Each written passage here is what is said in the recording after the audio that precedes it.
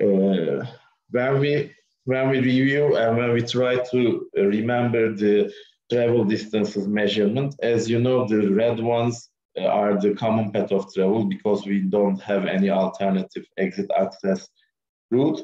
And the the green ones are the travel distances. It means we have at least two alternatives to escape.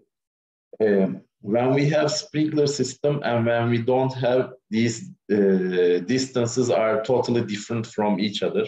We will see on the plan. It is also a reminder for the travel distances and the measurement of the travel distances.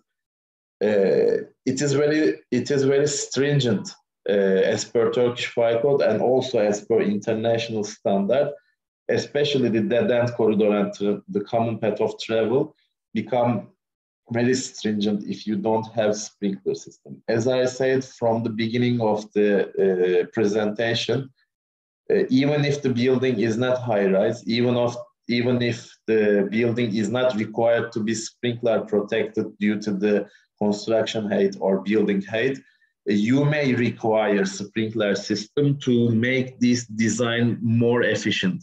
Otherwise, you need to provide additional staircases or you need to make some small corridors instead of long corridors, and it affect negatively the efficiency of your architectural design. That's why in most of our projects, even if it is not mandatory according to the building height, the sprinkler system is provided because of the requirement of architect to use this additional common path of travel and dead end corridor lengths. For example, here, if we are comparing the storage occupancy situation, just let me annotate it. We have two columns on this table. The right one is given is for the building protected by sprinkler system, and the left one is for the building that are not protected by a sprinkler system. As you see, the common path of travel is 25 for the sprinkler building, but only 15 for the non-sprinkler building. If I come to the previous, if I come to the previous slide, you can see that this yellow ones is become 25 for the sprinkler building. But if we don't have a sprinkler protection within the building, it's only 15 meters. It's very limiting design criteria. That's the same for the dead end corridor length. For example, for the dead end corridor, it is 20 meters for the sprinkler building, and it's only 15 meters for the non-sprinkler building.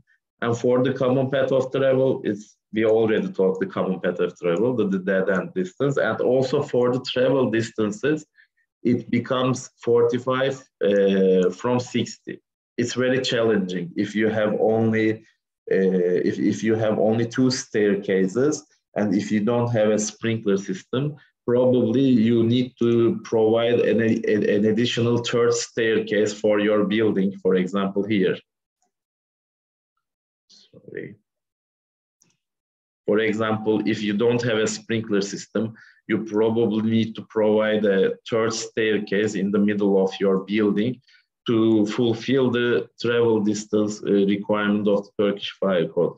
Instead of providing additional staircases or instead of making some structural and architectural revisions, you are allowed to provide a sprinkler system and execute your design accordingly. Most of the architects prefer it because the revision of structural design and the revision of architectural design according to the non-sprinkler building requirements is generally more expensive and more hard than providing a sprinkler system.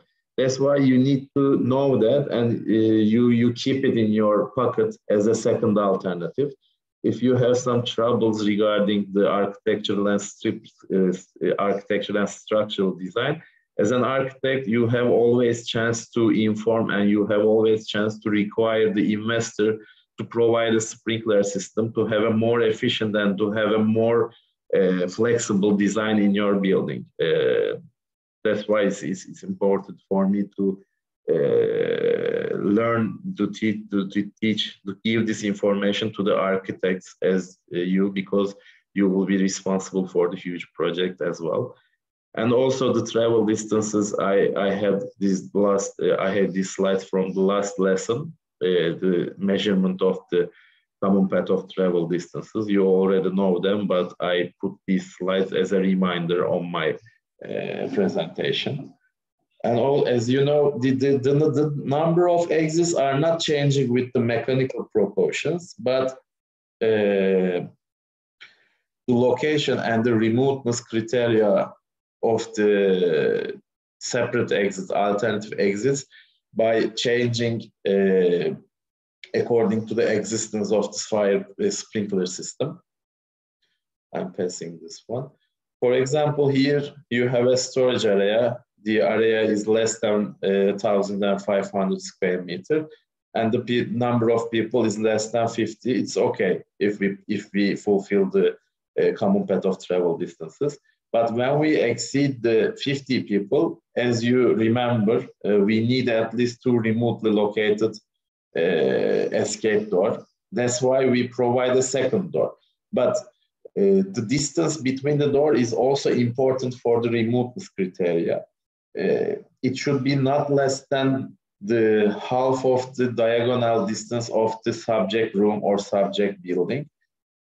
But this half rule, the one of 2 rule, is only applicable for the non-sprinkler building. If you have a sprinkler protection, the rule becomes more flexible, and you are allowed to provide only 1/3 diagonal distance, and it gives you the chance to make these doors more closer to each other. In some situations, for example, when you are designing a shopping mall, you can only provide these remote alternatively located doors on the facade of the subject unit, and the facade is really limited.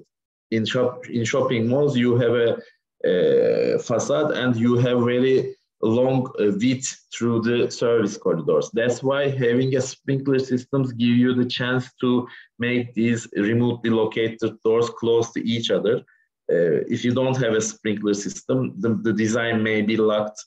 Maybe you cannot be able to execute the process design due to the lack of area, due to the lack of facade to provide these additional doors. That's why it's important to know the advantages of the sprinkler system during sprinkler system on the remoteness criteria as well. And also it directly affects the locations of the staircase as well. As you know, the remoteness criteria is also applicable, is also required for the locations of the staircase as well. The distance between the staircase shall not be less than the half of the longest diagonal distance of the total building. When you have a sprinkler system, it's also becoming 1/3 of the diagonal system, diagonal distance as well, and it gives you a chance to have a smaller building core.